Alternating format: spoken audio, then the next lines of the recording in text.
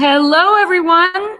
Welcome to the Chautauqua Visual Arts Lecture Series. My name is Sharon Loudon, and I'm the Artistic Director of Chautauqua Visual Arts, and I am so excited to welcome Valerie Cassell Oliver. Woo! She has an audience here tonight. Valerie can't see, and we can't see on the screen right now, but during the Q&A, everybody will be able to see Valerie tonight. I'm so thrilled and honored that this is the very special endowed annual lecture from the Leon and Gloria Plevin Family Foundation Lecture, Museum Lecture, Family Museum Lecture. Sorry, I have to say that over and over again because I'm so touched by Gloria and her family. Gloria is an amazing artist who actually does so much for artists now. She also has a book that she's published. She's still making work. She had a gallery here in Chautauqua, and we're very, very, very honored and touched that she would host Valerie here today. Thank you, Gloria, wherever you are. I know we're online this year, but hopefully next year we'll all be in person again for the next Leon Gloria Family Museum Lecture in person. I just can only hope for that. But in the meantime, we've invited Valerie Cassell Oliver, who is a curator of modern and contemporary art at the Virginia Museum of Fine Arts. Previously, she was a senior curator at Contemporary Arts Museum in Houston, Texas. Valerie often focuses on representation, inclusivity, and highlighting artists of different social and cultural backgrounds. Valerie grew up in Houston and attended the University of Texas at Austin and graduate school at Howard University. She has done so many things. She first was a program specialist in charge of administrating grants for the NEA from 1988 to 1995. She also worked at the School of the Art Institute of Chicago for 5 years, where I met her. So Valerie and I go back way, way back and have stayed in touch for over 20 years. I can just assure all of you that Valerie is a giver. She is tremendous in what she does for our field, but most of all for her communities and what she gives. And tonight, she is going to share with us a very, very important exhibition that's traveling to 3 sites. And then it will travel all the way till the beginning of next year, correct, Valerie? 2023. 2023. Okay. Sorry, 2023. Wow, that's amazing.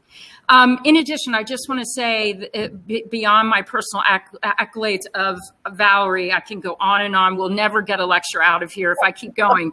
But I do want to just share a couple of awards that Valerie has received. In 2006, Valerie won a Getty Curatorial Research Fellowship. In 2011, she won the David Driscoll Prize for Atlanta's High Museum of Art, which is a $25,000 prize recognizing contributions of an artist or scholar in the field of art of the African diaspora. Oh my gosh, I always get nervous here, especially when I'm around greatness. So with all of that, I am now giving this to you, Valerie. Welcome to Chautauqua virtually, and thank you for being here. And thank you, Gloria, and your wonderful family for hosting this important lecture this evening. And after Valerie concludes her presentation, you will see behind me, hopefully I'm going to gather a whole bunch of people here, and I'm going to move out of the way a little bit, and we'll have some Q&A from an audience here for the first time in our virtual lecture series. Take it away, Valerie. Thank you so much. Thank you so much, Sharon. I cannot echo enough just my love and deep awe of you. And we were just speaking earlier, it certainly is the Mutual Admiration Society. But relationships mean a lot in this field, and they don't come easy. They have to be nurtured, and they have to be organic and real. And I will say, I feel no more real. I don't know if I'm going to say this properly. It's coming out wrong already. I feel the realness. There is a real authenticity, a real graciousness, a real generosity of spirit, and of course, love. And so I appreciate you. And I thank you for always espousing that energy. And I can't say that enough. So thank you, thank you, thank you. And thank you to the Goya family for endowing this lecture series. That level of generosity is equally important and impactful in the field. And so with that, I will introduce to you The Dirty South. The exhibition is currently on view at my institution, the Virginia Museum of Fine Arts. And I really had the great fortune to begin working on this. It's a project that I brought with me to the museum in 2017 from Houston. So it was conceptualized there, but it really evolved in its tone and in its expanse here in Richmond, and for all the great reasons why. You know, when people think of the South and they think of the dirty South, you know, there has been a lot of questioning about what exactly is the dirty South. I will say for people who are younger, you will immediately kind of recognize that it comes out of contemporary Southern hip hop. It gets codified in the larger American imagination through that cultural and musical genre sphere. However, it is meant to also evoke all the things that are represented in that language. It is meant to think about the South and the dirt from which the South has risen. Its economy, its visibility, its strength has all been in its agrarian efforts and endeavors. And then when you think about what that history has wrought, then you really began to look at the totality of what the South is in terms of the dirt and the earth and all that it encompasses and all that it holds. So the dirty South in terms of contemporary hip hop, it's really just opening the portal, because what contemporary hip hop, Southern hip hop did, in fact, was to shine a light onto the South, its landscape, its communities, its traditions, its histories, both good and bad, but also recognizing the South as a Bible Belt and all of the things that emerge in that, not only the sacredness of that, but also the flip side of it, which is the profane. And you have within both this notion of spirituality that permeates and morphs between each and every sector.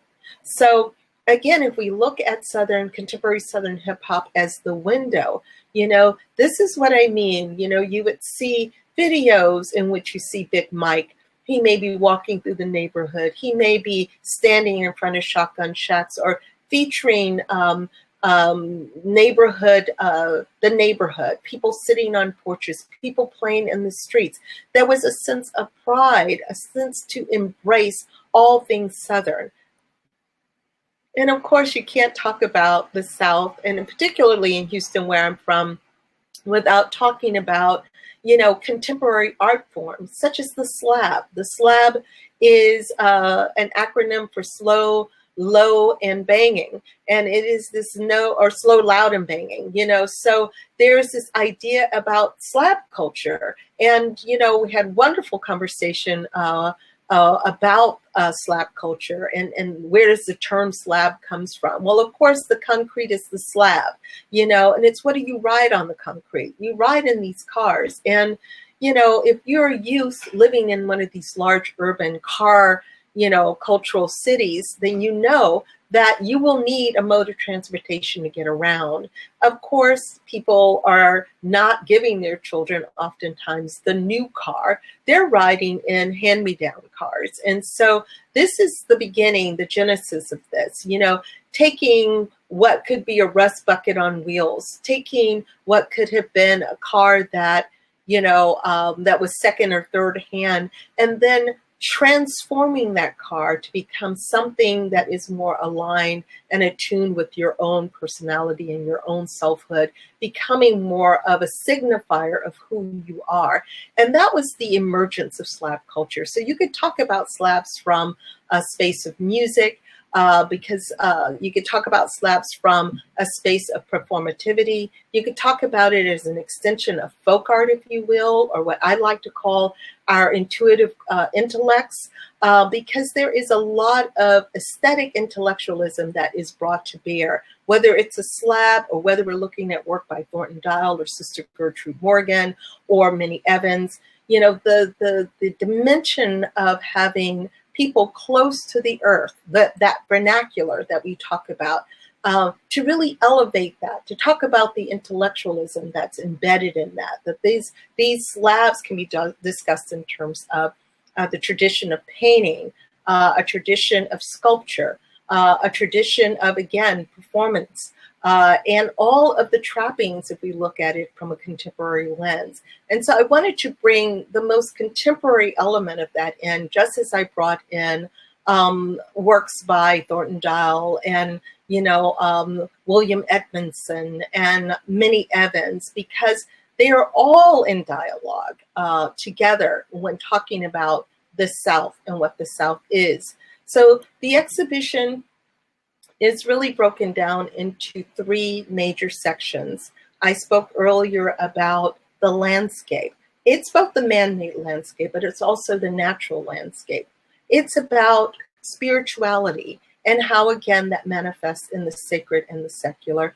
And it's also about the Black body, because you cannot talk about the South without talking about Black bodies and the histories of Black bodies in the South. Not just trauma, but also of joy and of resilience and of resistance. And so all of these things are that comprise the entirety of the exhibition. What I will show you are just a few highlights. The sonic impulse, of course, is apparent, not only in just talking about contemporary hip hop, but drilling down and talking about ways in which the visual and the sonic have been in dialogue with each other over a period of time. So the exhibition begins in the 1920s and it goes all the way up to 2020s, with the slab being the most recent artwork in the exhibition. And so we drill down 100 years. There are 140 objects in the exhibition and 102 artists featured. So this is one such artist, Kevin Sipp. One of my favorite works. I mean, I have a lot of favorite works. I think all of them are my favorite works in the exhibition. 1 second, please.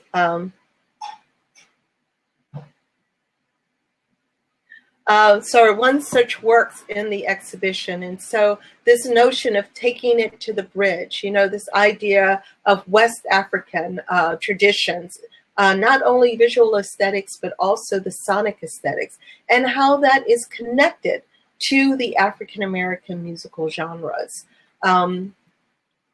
So I'll now sort of walk you through the exhibition, and what you're seeing is work by Beverly Buchanan called Fristulas.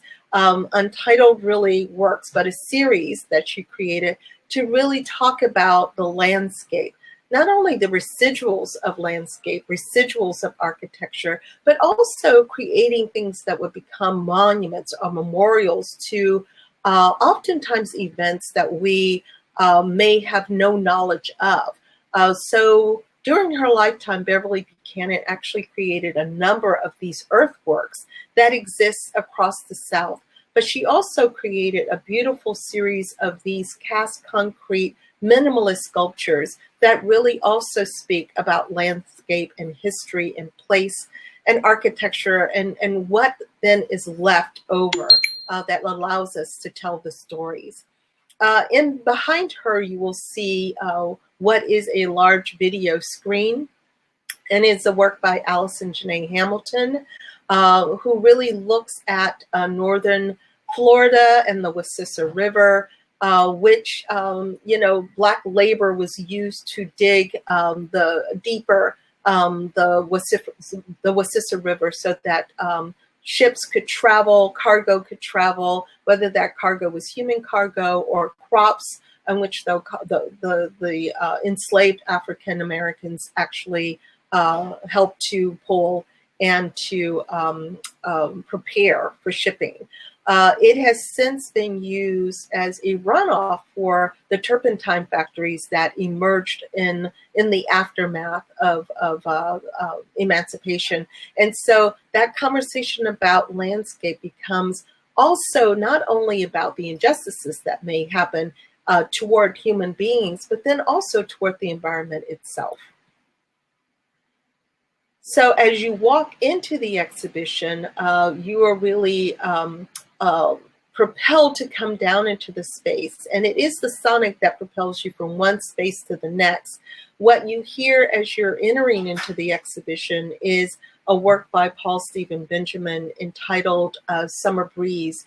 And it is a refrain of Billie Holiday. Sonically, it's the refrain of Billie Holiday singing Black Bodies Swinging in the Summer Breeze, which is an excerpt or an element from Strange Fruit, which is a song that she sang as a space of activism to bring awareness to lynching in the South during the 40s and the 50s. And it is the 30s, 40s, and 50s. And this is her last iteration that was televised in 1959, only a few months before her death. But along when you see the work itself visually, it is a pyramid of television sets. And Billie Holiday, of course, is seen as the central figure on the floor. And next to her, flanking her, are two additional sets featuring Jill Scott, who is also singing Strange Fruit from an event in 2016.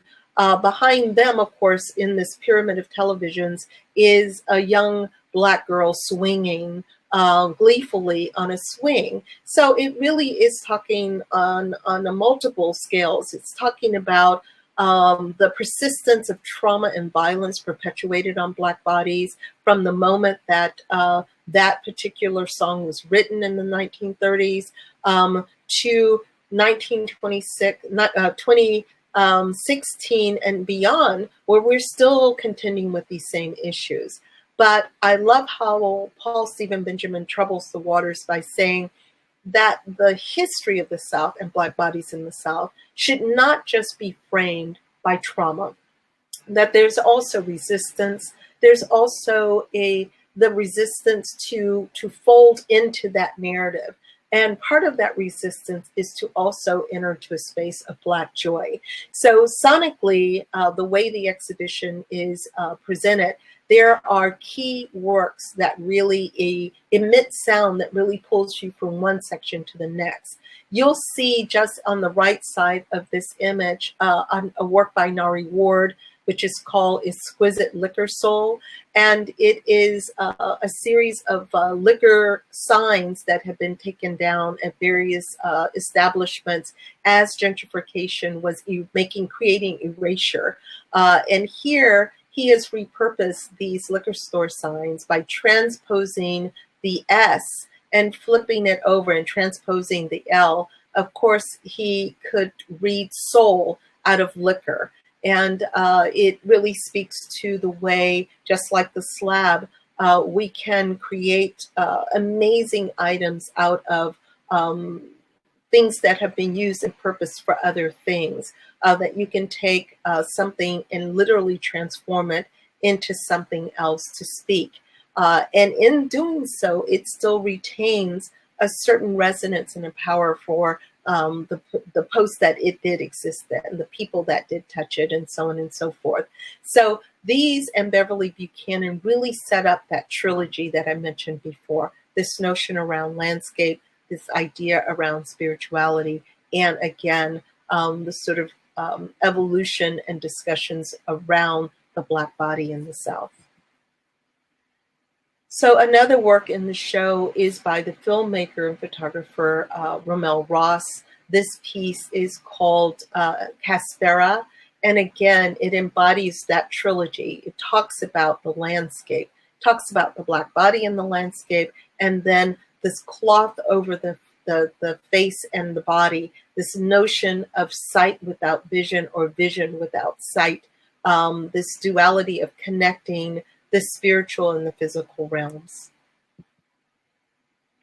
And what we're looking at again is as you walk into the beginning of the exhibition, you see this cross-generational conversation taking place, works by Aaron Douglas, Alma Thomas, Nick Cave, Michi Meko in the back.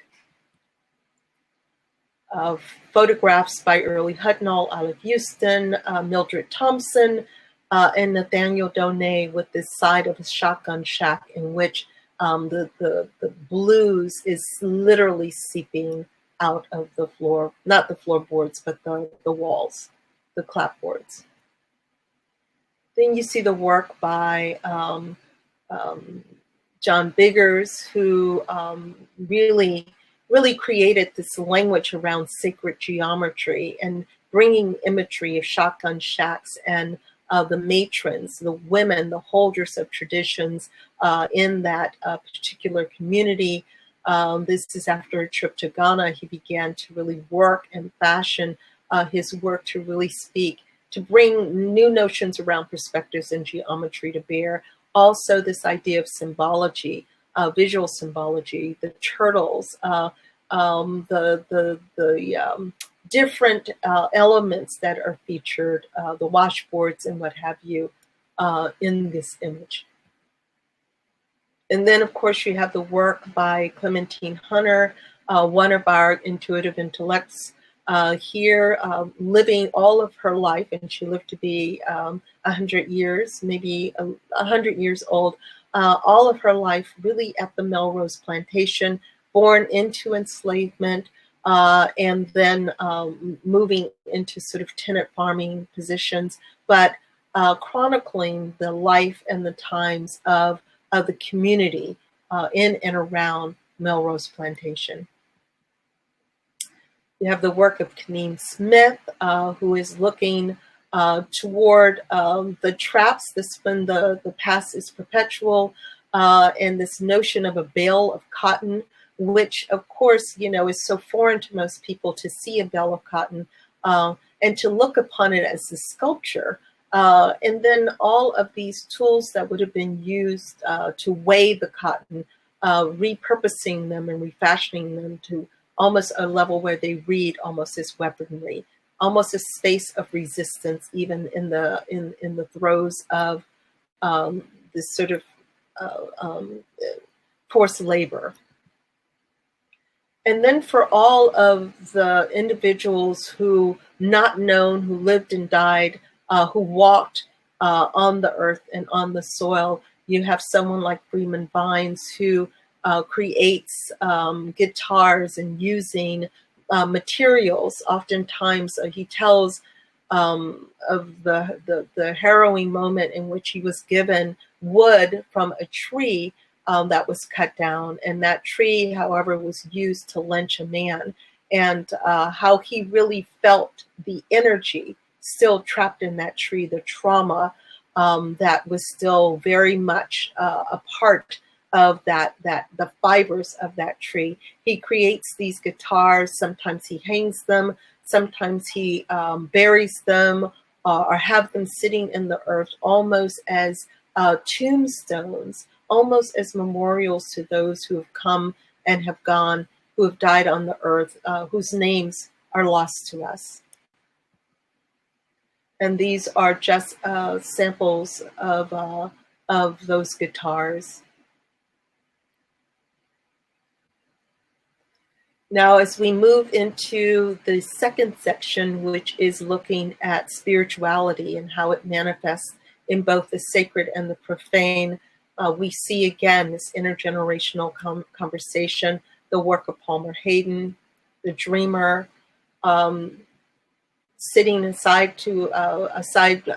next to one another, the work of Romare Bearden, with that of Benny Andrews, three folk musicians, Romare Bearden's piece, and the revival, Benny Andrews, which is so ripe with energy. I mean, even in this two-dimensional, and it's actually a relief. If you really, so much of the exhibition is experiential between the sound and the imagery, but this particular work, it's hard to capture the three-dimensionality that emerges from the picture plane. As you walk up to it, you realize that the clothing is literally raised from the canvas as Benny Andrews has built up the surface. They're really quite striking works of art. And then, of course, the work of Jason Moran, who is a well-known jazz pianist, but he's also an object maker. He's looking at the history of jazz, and not just the musicians, but the role and the character that architecture plays in the lore and the legacy of jazz. And so here he's recreated Slug Saloon, legendary, was built and made to replicate juke joints, and that one would encounter acts like Sun Ra, acts like Lee Morgan, Ornette Coleman were fairly fixed on the schedule. And the owner really believed in the ability of free jazz, not just straight ahead jazz, but free jazz as opening these portals between the physical and the spiritual realms. And here you have the work of Nadine Robinson, this piece, Theme Coronation Oregonin. It is a work, it is a sound piece. And the facade of which is meant to evoke the facade of the Ebenezer Baptist Church.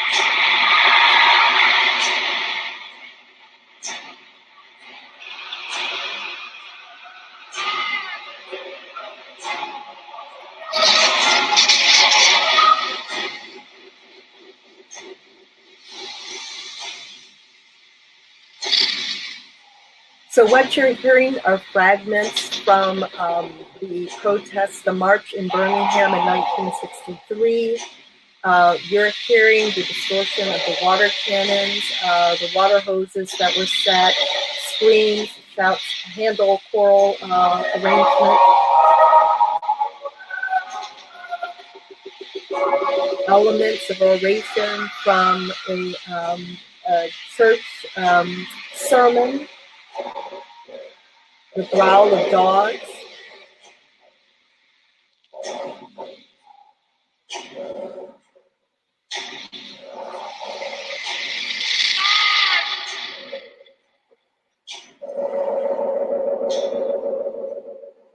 So it's about 5 minutes long, and it's on a continuous loop. And so that is echoing as you walk into a third gallery dealing with the sacred, the spirituality, and you encounter the works by Sanford Biggers and William Edmondson, but you also encounter the works of Rodney Macmillan, who created this work entitled Astrix in the Dockery. And the Dockery was a plantation which after emancipation became the Dockery Farms. It was a large-scale plantation which had on the campus 3 churches, one-room churches such as these. They had schoolrooms and as well as the factory in which to take raw material and refine it for then shipment and for the economy. So, but what was interesting about the Dockery is not only after emancipation that they enabled people to stay on as tenant farmers, they also became a place where itinerant laborers would come and go. Because it was based in central Mississippi, it was a place where a lot of Delta blues musicians would also stop and work as they were moving from one juke joint to the next. And so because of that, you had the likes of Charlie Patton, who worked at the Dockery. You had the likes of Howling Wolf and Robert Johnson, who's well known for the Crossroads reference, all not very far from Greenville, Mississippi, which is where the Dockery is located, very close to that area. And so it becomes now known as the birthplace of the blues. So you see this notion of the profane, which is now elevated, is the sacred. This is all stitched from vinyl and it's hand stitched vinyl. So within that, you also have it in conversation with, a quote from G's Ben, Rita Mae Petway, Thornton Dial, and Kevin Beasley called Cotton Island is this untitled work by Beasley. And then further through, you begin to see the work of Sister Gertrude Morgan. I said I'm running for the city. I got the new word in my view. I got the new word in my view. So as you go in, you begin to see her work, as well as hear her sonic I said I'm running for the city. I got the new word in my view. So, and juxtaposing Sister Gertrude Morgan and a series of works on paper, as well as the sound element, with the work of Renee Stout. In this piece, she kept her conjuring table very neat. So this notion that while you have Christianity, you also have other religious practices, syncretic religious practices that exist, coexist alongside of what we know as conventional Christianity. You also see on the other end of that long hallway the work of Fahamu Peku, photography by Marilyn Nansen, again, early Hucknall, as well as the allegorical paintings, or in this case, painting by Bob Thompson called The Adoration. And then you move quietly and slowly into the last section, which is dealing with the Black body. This is Bisa Butler and Basin Street Blues. And the work of David Hammons, this large-scale piece called Strange Fruit, in conversation with Lynch Fragment by Melvin Edwards and Night Rap by Mel Chen, which is, it's a nightstick, which has a microphone on the far end of it. And then you see works by Whitfield Lovell and Ratcliffe Bailey. In Bailey's work, If Bells Could Talk, these were all trumpets and trombones and tubas that were picked up in the aftermath of Hurricane Katrina on the lower Ninth Ward. So you really do feel the resonance of materials. And that is an element in most of the work featured in this exhibition. They are resonant, and in that sense, they have what I would consider a highly emotive quality to them. This piece by Whitfield Lovell, Delta Rising, really talks about that sort of interior life of African Americans, not only between the wars, but during the Great Migration, people who would create the up-south notion, settling in places like Chicago and Detroit and DC and parts of Maryland and New York and points west. These are the interior lives of these individuals that Phil so beautifully crafts for us. And then, of course, the work by Rashad Newsom, this piece called King of Arms, which was filmed at the New Orleans Museum of Art, replete with a procession of not only the Black Indian crew, one of the Black Indian crews who has created this processional, but also a marching band, which if you're from the South, you know marching bands are everything, as is football, and really juxtaposing that with queer culture and this notion of the ballroom, these sort of dance-offs, if you will, which all comes into play. It's all melded together and beautifully executed as a procession to and inside of the New Orleans Museum of Art. It's quite beautifully done. And then, of course, the work of Philandus Thames, who really looks at urban traditions of throwing tennis shoes over the power lines and what that is attributed to. It's not always perceived as gang territory and borders, but it's also about the sheer athletic feat of being able to do that. It's also about memorializing individuals. I love this piece of bringing and melding these two things together in his piece called Just Hanging. And then this series of works by Jack Whitten to the far left, and then in the center, Terry Atkins, and then at the far right, Robert Hodge. I love the Terry Atkins piece in the middle, which is simply called Columbia, and it speaks to distribution systems for Black music very early on in the 20th century. Jack Whitten's Monolith, which was created to honor Terry Atkins, who we lost. Jack Whitten subsequently also transitioned, but I love that he created this as a memorial to Terry. And then, of course, tap dance really just sort of not only bringing in the sort of tradition of the décollage and the art pauvre, which has always sort of existed in the Black community of taking nothing and creating something, but this notion that this is created from taking all manners of paper and flyers that are scattered throughout the community and melding them together and then sewing them onto the surface, which he then excises into the many, many layers. But then it also is about this sort of this evocation of movement within the work, and this notion of the tarred surface, which again relates back to minstrelsy, to Bilbo Jangles, to the whole history of entertainment and Black bodies in motion in that sense of entertainment. And those three works, I should say, flank what I call a cabinet of wonder.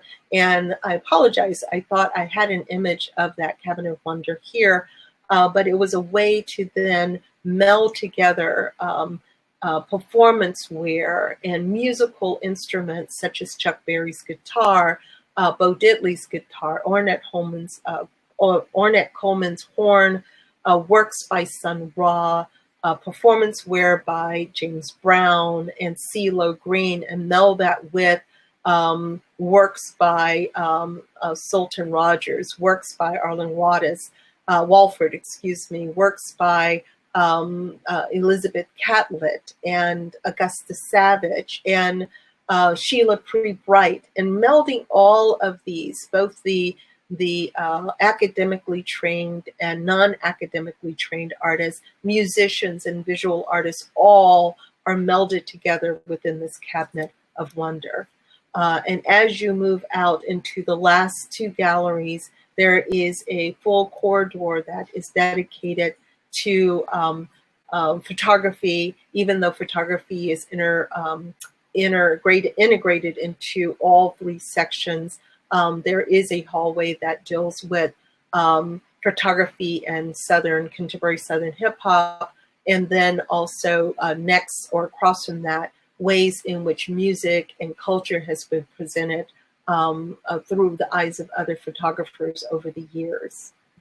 And then the downstairs installation concludes with the video installation of Arthur Jafa's Love is the Message is Death, which is literally taking that journey that one has begun at the beginning of the exhibition and melding all of that. If someone says, if the Black Book could actually speak, if it were a short movie, it would really somehow be showcased in the work of Arthur Jafa. He somehow embodies that moving image from the beginning of the 20th century, when we had moving images and the portrayals and the representation of Black bodies, through the sort of documentation of the civil rights, through the self-determination era, through and mixing that with vernacular film. So the images that we saw of the execution of Walter Scott, the images of police violence on Black bodies, images of dance halls, and the sort of, so you're melding the aesthetic and the trauma and how all of these things have somehow coexisted together to really portray the journey of Black bodies, not only in the South, but in this country. So there were two satellite projects that this exhibition also has, and one is this work by Paul Rucker entitled Storm in Time of Shelter, and it is 48 of these robed mannequins, which is flanked by 3 display cases which talk about the origins, the organization, and ideology of the Klan. So it really does give a sort of historical overview of the rise of the Klan, or the second rise of the Klan, in the early 1900s, 1918, and then shows the books, I mean, the actual artifacts that really frame their ideology and how they have existed in society. And of course, we know now that there are many different hate groups that are out in the world, and not all of them wear robes anymore. But Paul Rucker really creates this sort of variety of robes because, one, he couldn't not access, or he didn't have access to multiple robes, but he wanted to show them, but he also wanted to allow us to look upon them and not turn away from them. So by using contemporary fabric, enabling us to rest our eyes on them.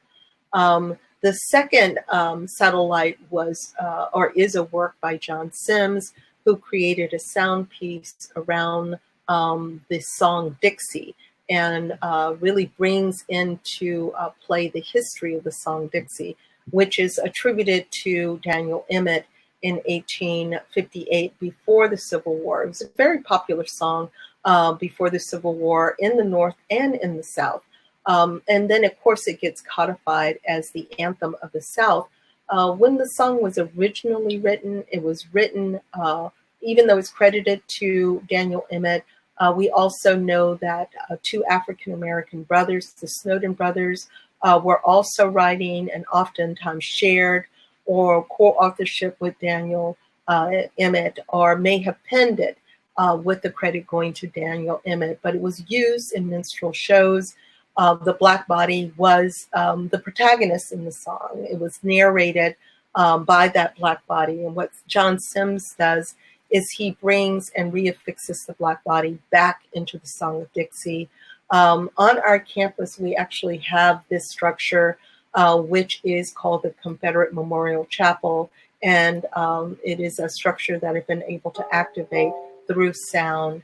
And this work now exists. I wish I was in the land of cotton. Old times there are not forgotten. Look away, look away, look away, Dixieland. In Dixieland, where I was born in, early on one frosty morning. Look away, look away, look away, Dixieland.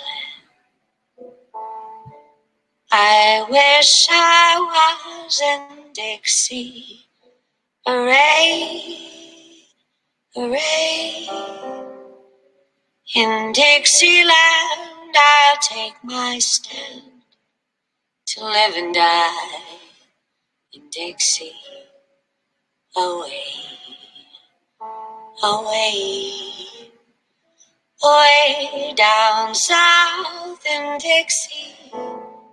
Away, away, away down south in Dixie. So this piece features, Mary.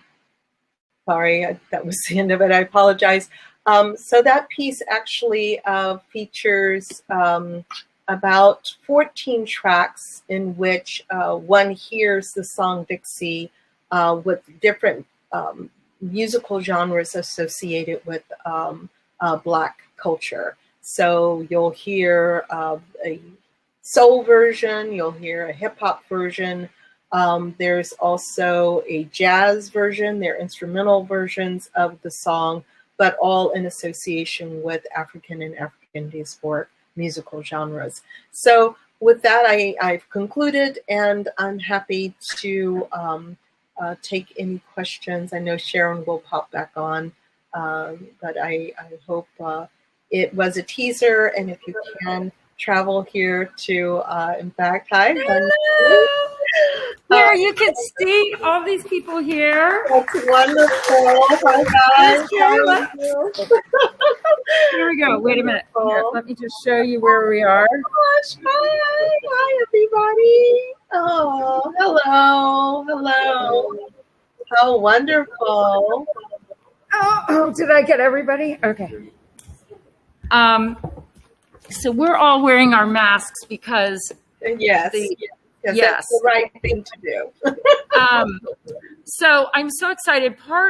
First of all, thank you so much for that amazing tour. Thank you. I mean, I feel like you took us through as an artist would in their vision. Part of this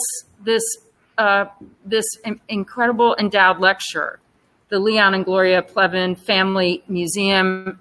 It says museum director lecture, but it's really, when I talked to Gloria about 3 years ago, she also wanted curators from museums to come here. And part of this is, as I mentioned to you too before, is that to have access to someone such as yourself that shares a vision that is in a museum that's often not accessible. So I know we'll have a lot of questions here, but I just want to start off, first of all, sending my incredible gratitude for taking us through that. That was really amazing.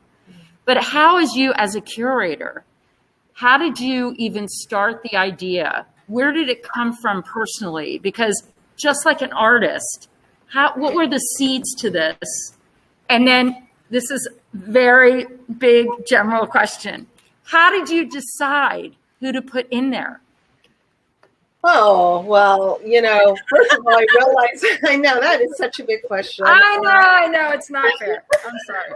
Well, first of all, I realized I misstated who the lecture series was supported by, so I apologize for that. No worries. Yeah. But I would say, the seeds of this project really began in the artist studio, quite frankly.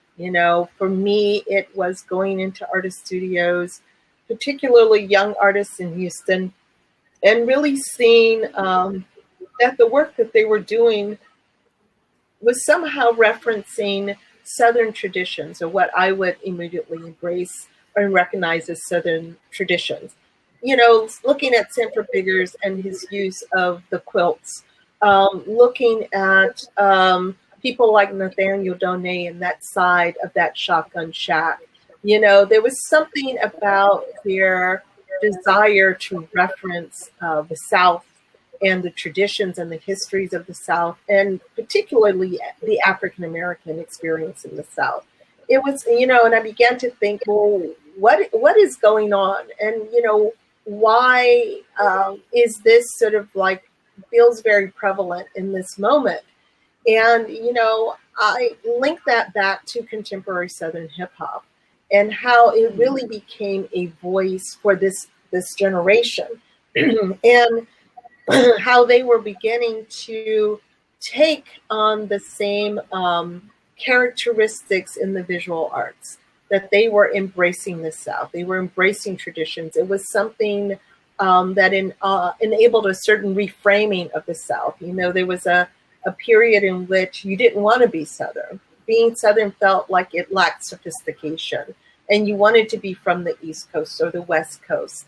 But here was a new reframing, retooling visually and sonically of Southernness, Black Southernness, and a willingness to truly embrace all that it encompassed, even the histories of it, the good, the bad, and the ugly of it.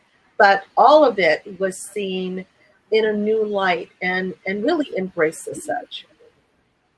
So that So really great. began my journey to thinking about this. And initially, the exhibition was, excuse me, going to feature contemporary music and that music in conversation with contemporary visual artists.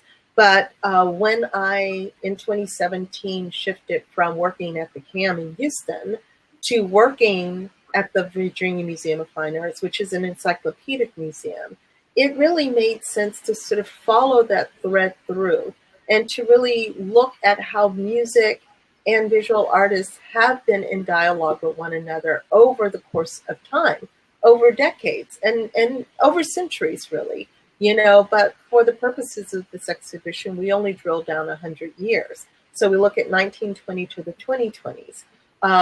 And really looking at artists some artists who are also musicians. We know Romeo Buren, while he was not a public musician, he played music, he played the piano. We know Robert Sunford Thomas, James Sunford Thomas, excuse me, my brain is freezing up, was not only a Delta musician, but he was also an object maker.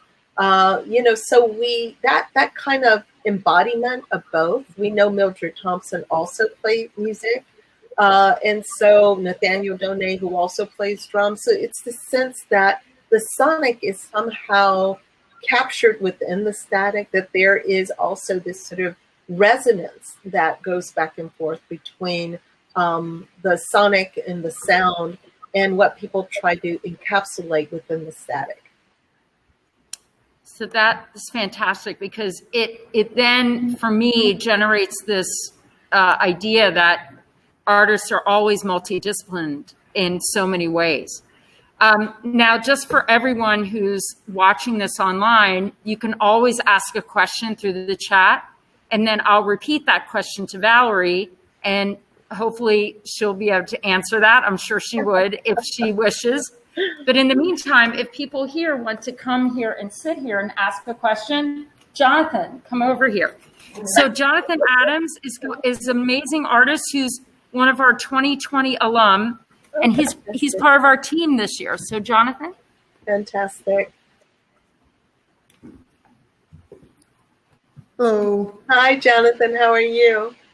Take my mask off this. Hi. Hi. Such a pleasure. I'm okay. How are you? Good, good. Fantastic. Thank you for presenting. The exhibition was incredible, just from like Omari Bearden, David Hammonds, like I can go on. Yeah. Let me see if I can focus on my question. I want to ask more about how it's influenced sonically. I know a lot of contemporary rap and hip hop are fantastic. And I love how you said they're entryways into a life, like a landscape. I think a lot of young bucks get buck from the music video, the Alpha Phi Alphas, and I think of Run the Jewels 4 with Zach De La Roche in 2020. Like, it was music to revolt to. Right. So in that framing my question, how do you see music and art working in tandem and being able to tell a story of the South almost totemically? Well, I think the entirety of the exhibition is sort of devoted to that. I mean, again, the sonic impulse is, you know, it's not a 1-to-1 ratio. I mean, there isn't like a video for every artwork, but it is understanding that visual artists also incorporate the sonic in their work. But, you know, it may not be readily apparent. I mean, when you're looking at a visual exhibition, it's, I had to find a way to work creatively to bring the sonic in a way that it would not be chaotic. In other words, I needed the sonic to activate and to evoke. And so with that first work that you encounter, the Paul Stephen Benjamin work, you literally hear the refrain in the atrium before you even, a long expanse of the atrium before you even get into the well, which is the lower level where the exhibition starts. So this notion that strange fruit, so it's not just about contemporary music, but it's also about what that evokes. That how strange fruit was used to be to bring awareness to lynching, in the South, and how that sets up this.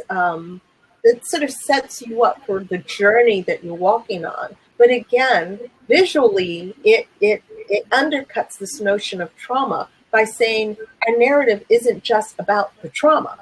So you see there where the sonic and the visual are both merged to conceptually kind of set you up for what you're going to see. Like this is a journey that isn't just defined by trauma.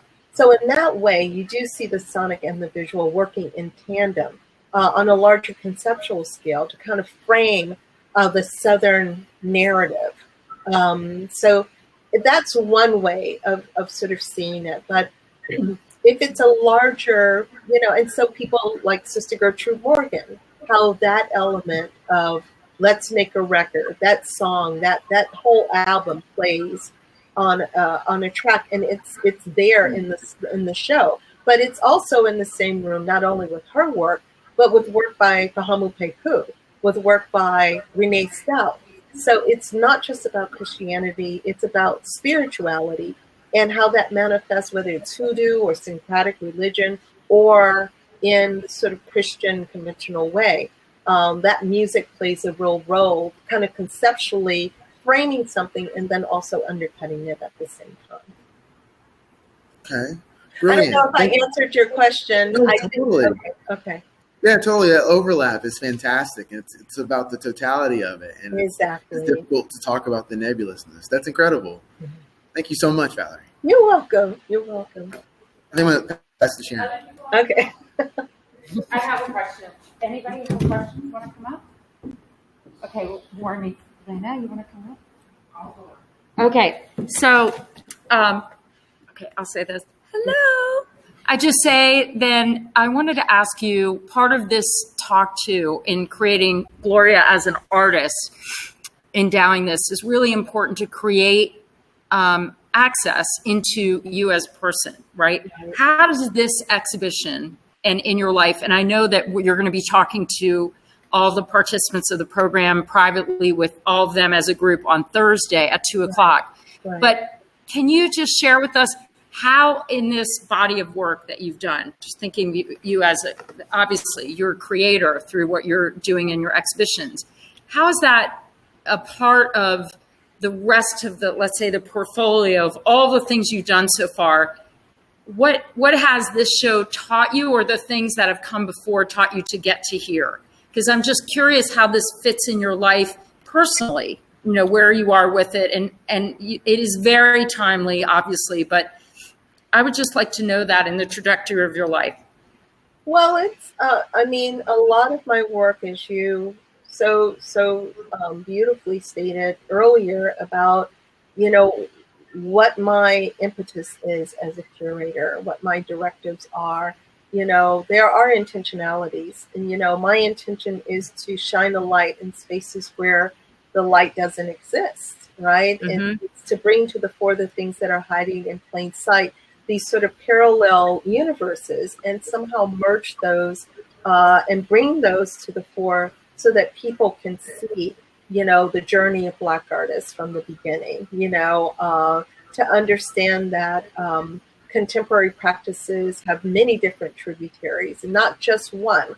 So don't want to fix a particular narrative that contemporary art is all predicated on Western civilization, or not Western civilization, but the West, or European tropes, that, I have what I call backyard modernism. We have tributaries that come up from the South.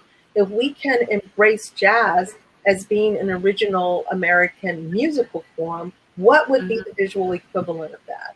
And why do we not embrace the visual? Why do we not talk about these different tributaries that allow us to be or to have modernism that's homegrown, and then to build upon that contemporary practices? So I would say on a personal level that this exhibition feels more like my love song to the South, because I myself has suffered from that I'm not good enough because I'm from the South feeling, and this also allowed me to embrace the South as a source, and to know that it is the new site of contestation, that the South is really, it has been the source for the American experience in terms of the legislation, in terms of the history, the social histories that we're all now having to contend with in our contemporary lives. It is also, I feel like if we can get some of these things right, these battlegrounds, political battlegrounds that really speak to how the South is going to frame itself in the future. If we can get beyond this moment, the South can really be a place of the future of America, in terms of how we reconcile with our histories. So it's very important in that respect. I would say everything that I have done as a curator really has been brought to bear. Relationships that I've made over the course of the 20 plus years that I've been in the field, the conversations that I've had, the exhibitions dealing with performance, dealing with materials, all of those elements have really come into play. It is still spaces that are very familiar to me. I still left spaces to be open to learn. So I think it's not an endpoint, but it does feel like a groundswell of history really came together to enable. And in the vacuum of 2020, which really felt like a lost year, it really provided, it really propelled me forward, just working on this exhibition. So great. Thank you. Okay, so Lena Huey. So Lena is one of our 2021 participants of our program. Okay. Esteemed. Oh, fantastic. Hello. Hi, dear. How are you? Good. How are you? Great. My question is around the audience and community engagement, and wondering just like how it was received. And it seems that this exhibition is really about a continuum. It was very intergenerational. And so I'm just curious as to like whether the audience was reflected, if there was a reflection of that in any way. And if the artists at any point were able to be in dialogue with one another beyond their artwork being in the same space, in that way, the dialogue in that way. Yeah. So yeah, that's what I'm wondering. Okay, great. Thank you for that question. I think because it is so intergenerational, there really has been, it's really resonated across generations as well. Some people have come and they've been completely reveling in the work of an Alma Thomas. Other people have come and have been taken by the slab, but the fact that they are in dialogue with one another, the fact that a Nick Cave is in the same room with an Aaron Douglas, or Minnie Evans is across from a Tamika Norris. That sparks a whole different level of dialogue, that you even have these intellectuals coming together who normally are separated. Oh, these are folk artists. These are academically trained artists. Ergo, they don't exist in the same space. And in many ways, one gives rise to the other. And they buttress one another. They're more powerful because they're in the same room with one another. So I would say the response to the exhibition has been completely intergenerational. Everyone seems to have something that they gravitate to. And, there was one young man who came to me and he was like, I am blown away because, there is Romare Bearden, who I revere as a visual artist. And then in the same exhibition, there's DJ Screw, like what? Like I have my two heroes that normally are disconnected from one another, both in the sort of same space. And how just mind-blowing to bring that element of what is considered popular culture into this space and acknowledge it as a space of intellectual endeavor, both of them, equally weighed. So that's been really quite beautiful. Now, in terms of the public programming, we've had the writers, some of the writers presenting in conversation about, like, hip hop in the academy was the first program. We've had conversations with like Renee Stout and Kirsten Buick, Dr. Kirsten Buick. We've had these sort of cross dialogues that have been taking place. Fiend Jones, who we commissioned to do the slab, was to be in conversation with someone else. So it's really been about highlighting the different elements and really bringing writers and artists together. Roger Reeves, who is a professor of English, and Charlie Braxton, both of them contributed to the catalog, were in conversation, but they're also poets. But in terms of the visual artists, I haven't really brought those individuals in dialogue with one another, but really just highlighting, different aspects and dimensions of the exhibition, where bringing artists and writers together. Thank you. You're welcome. That was awesome. Jessica? And now I'm going to have Chris. Hi. Hi. I'm like blown away by just the imagery alone and just the breadth of what you have been able to put together. So thank you for that gift. I'm really curious what you're reading and like if there's any literary works or study that you've been in that has been informing this constellation of artists and works. Gosh, I don't know if I can show you. Maybe I'm embarrassed to show you, but this is my office. And on the ground, I don't know if you can see, is just a series of books.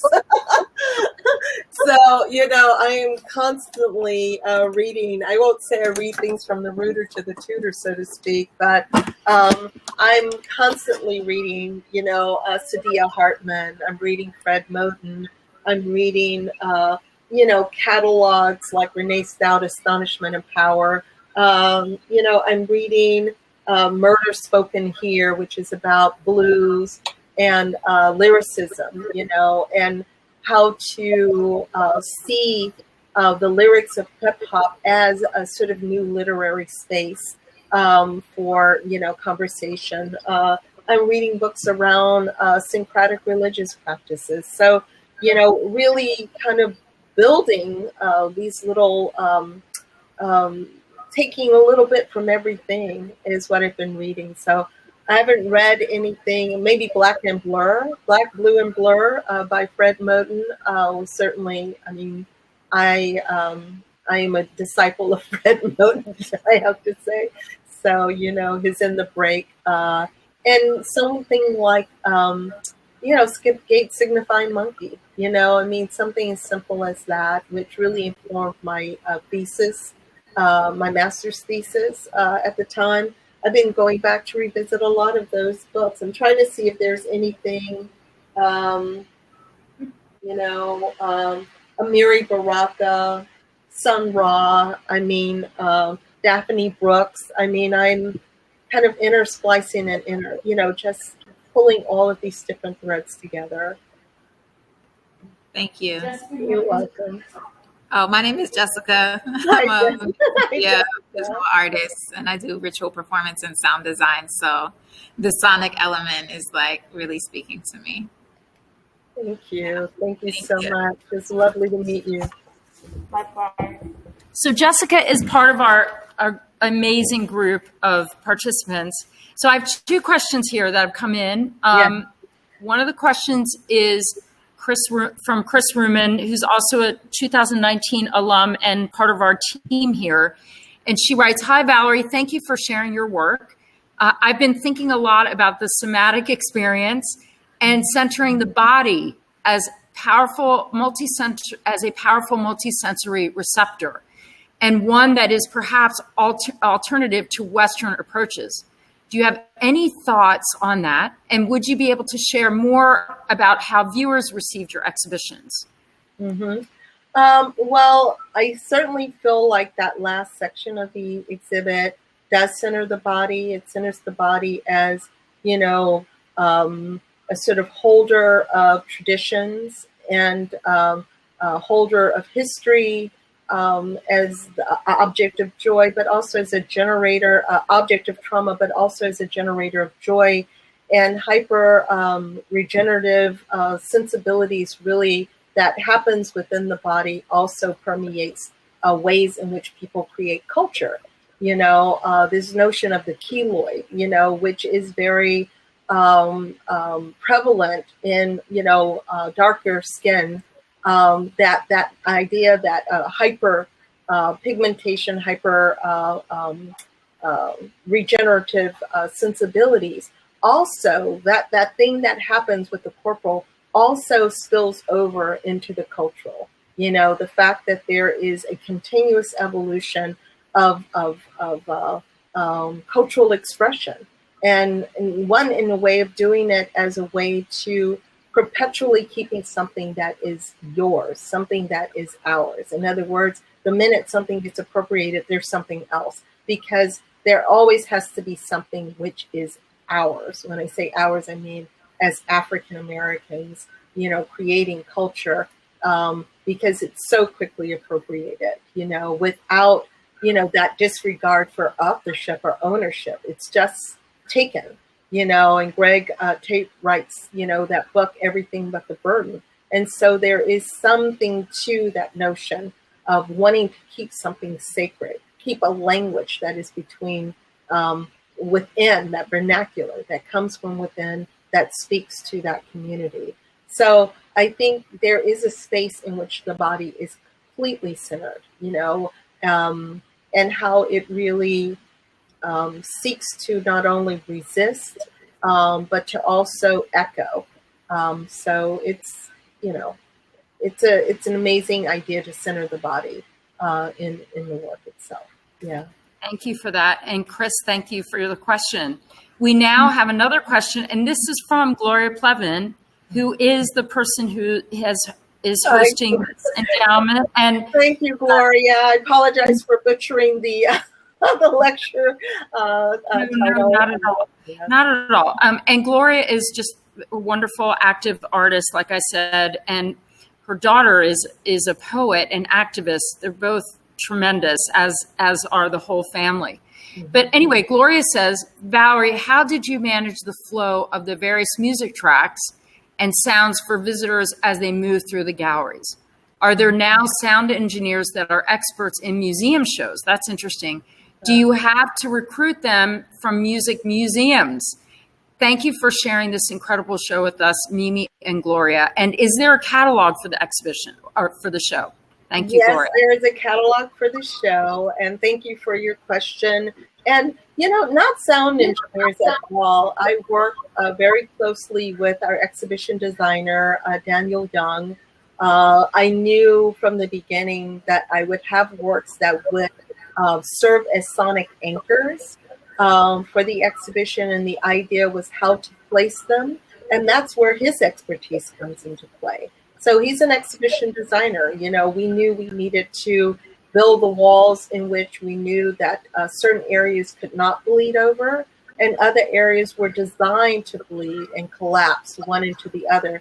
So you will hear Billie Holiday, which again beckons you from the time that you walk into the museum and you stop at that slab, you're hearing that Paul Stephen Benjamin piece. And it is beckoning you like the sirens down into the well, into the exhibition. And then once you get there, it sort of frames, it creates that sort of space. And then as you walk into the exhibition, that large projection that we saw of the Wississa River by Allison Janae Hamilton, you are then immersed in the sounds and the sights of the river. So you hear water. And so even though Billie Holiday is still singing, in that background, there is overlap and bleeding, but that sound becomes dominant because now you're walking into the space. And once you're in that first room, you don't really hear Billie Holiday anymore. You may hear the sound of water, but then as you walk to where that bale of cotton is, you then begin to hear the Nadine Robinson theme coordination. So it pulls you next into that other room. So we really designed these. Sister Gertrude Morgan, you hear in the pause of Nadine Robinson's piece before it begins again, because it starts very low and then it builds up. So you really do hear these things. And then the Rashad Newsom does also have a wonderful sound element to it. So they're strategically placed, and they were designed to be placed so that they really anchor each and every section that you walk into, and that each one brings you from one section to the next, to the next, to the next. And so when you're in that last, next to the last room with the Cabinet of Wonders and the Jack Whitten and Terry Atkins and Robert Hodge piece, you're now hearing the Arthur Jafa, Love is the Message is Death piece, which is, you know, it's Kanye West's Ultralight Beam. So you're already hearing Ultralight Beam as you're looking at this Cabinet of Wonder, which conceptually frames each sound element, conceptually frames where you are in the exhibition. So to hear Ultralight Beam and to look at the work of Augusta Savage and Elizabeth Catlett next to, you know, Sultan Rogers and Ornette Coleman's horn, and, you know, you realize that the ultralight beam is that journey, that African-American journey in the South. So the sound really conceptually frames the experience of what you're hearing. But, you know, we're just really blessed to have such great staff at the museum. Daniel Young is the exhibition designer. He is, you know, amazing. And then all of the individuals coming to build, because of course you have to soundproof, build those walls from the ground all the way up to the ceiling. So where the bleed is, you need to have the bleed, and where you don't need to bleed, it just stops. So he immediately, we talked, and it really was a collaboration between the two of us, how people would experience the exhibit. So great. I just think that also I met Jack Whitten at his exhibition at the Walker, and he was just so profound. And because my husband, as you know, is a jazz musician, so we talked all about it. He lived that music just like his work, and also how the blues started before jazz, right? The blues origin in New Orleans, and that source of power of that music. And then to match it with the visuals as you have, to me, opens this whole dialogue. And I mean, it seems to me that you're just with this exhibition, overall exhibition, scratching the surface. Of course. Of building from this into several volumes. Not to say I would want you to do this. Well, I think you asked me earlier about the selection of artists. You know, in honesty, you know, you could have another 102 artists exactly in this exhibition, and it would be equally powerful. There's no dearth of artists who could really stand in the stead of others in speaking about this journey. And so you're right, it's only scratching the surface. I don't think there'll be a part 2, 3, or 4. I think. Not 10. That would be great. Now, speaking of which, Gloria, thank you for the question.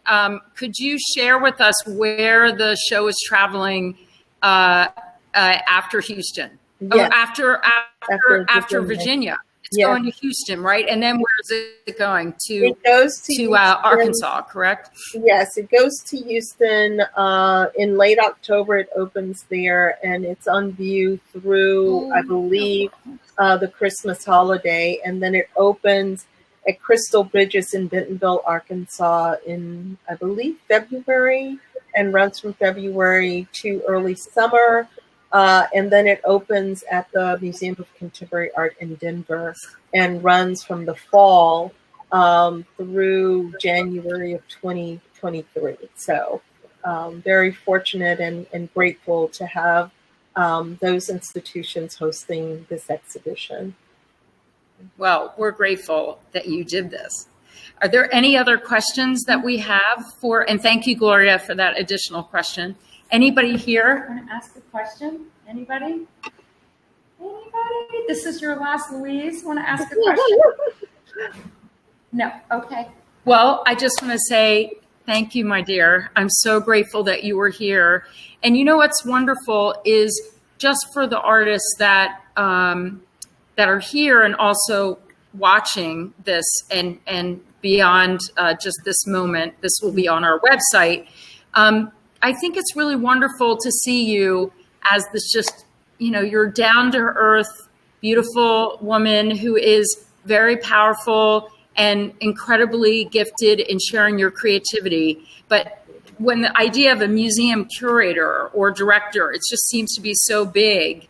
And I'm just so grateful to Gloria for giving us this opportunity so that you can come in and these wonderful participants and everybody watching could have heard this from you, because it's like you were talking about your own work, which it is. It's your own vision. Yeah. And I'm just so grateful, and I'm grateful that you actually shared this exhibition with all of us.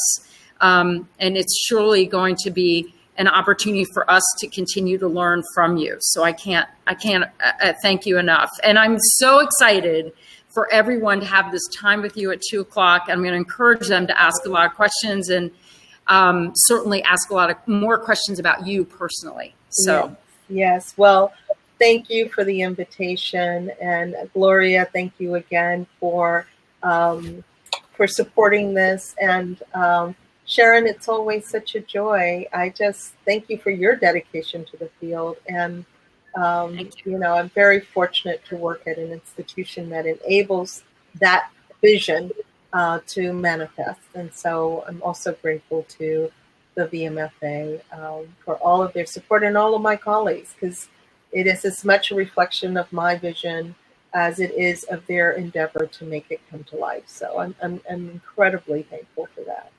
So, well, thank you for being here, and thank you so much for all you do. Thank you, darling. I caught it.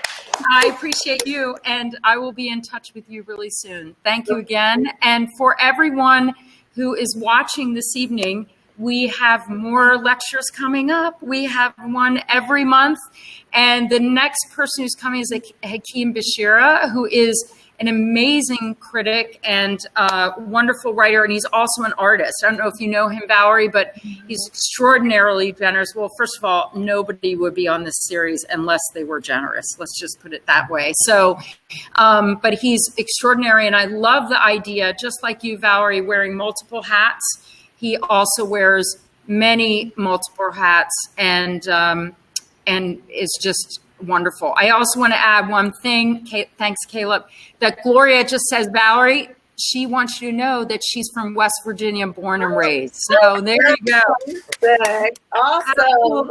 How cool is that? Maybe the both of you will meet someday. Maybe if you can come here next year, that would be extraordinary. I would love But anyway, thank you again. And we'll see you next Tuesday, September 14th and at 6:30. And for all the lectures that we have, you can see them all online. And again, thanks for being here tonight. Chip, do you want to follow up with our video? This is the Chautauqua Assembly virtual porch. So we are Chautauqua Institutions and Organization, and we welcome you to give in every aspect that you can to contribute to what we're doing and in our collaboration in everything that we're doing here. So thanks again. Good night. Valerie, I'll be